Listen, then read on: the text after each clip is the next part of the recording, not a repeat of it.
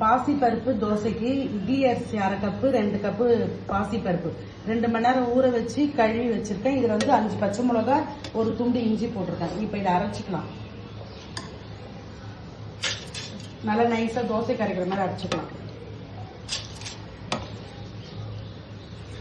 இதில் அரைச்சி வச்சாச்சு. இப்ப இதுக்கு புளிப்புக்கு கொஞ்சம் தயிர் சேர்த்துக்கலாம். புளிப்பான தயிரை புளிக்க வச்சு ஊற்றலாம். அப்படியே டக்குன்னு ஊற்றணும்னா ஒரு புளிப்புக்கு தயிர் சேர்த்துக்கணும். கொஞ்சம் கொத்தமல்லி வேணா தாளிப்பு போட்டுக்கலாம். நான் தாளிக்கல, கொஞ்சோண்டு கொத்தமல்லி போட்டு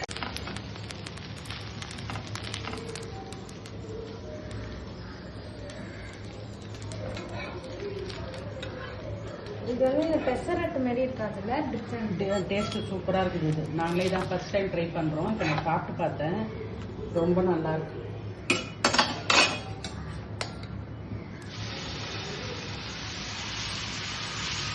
கொஞ்சம் கண்ணு காஞ்சிச்சுன்னா ஒட்டிக்குது.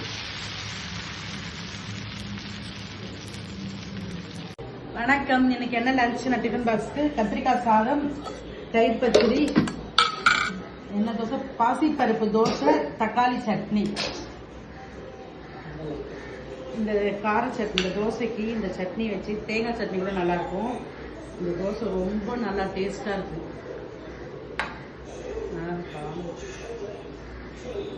நீங்களும் ட்ரை பண்ணி பாருங்க, ரொம்ப நல்லா இருக்கும். தேங்க்யூ.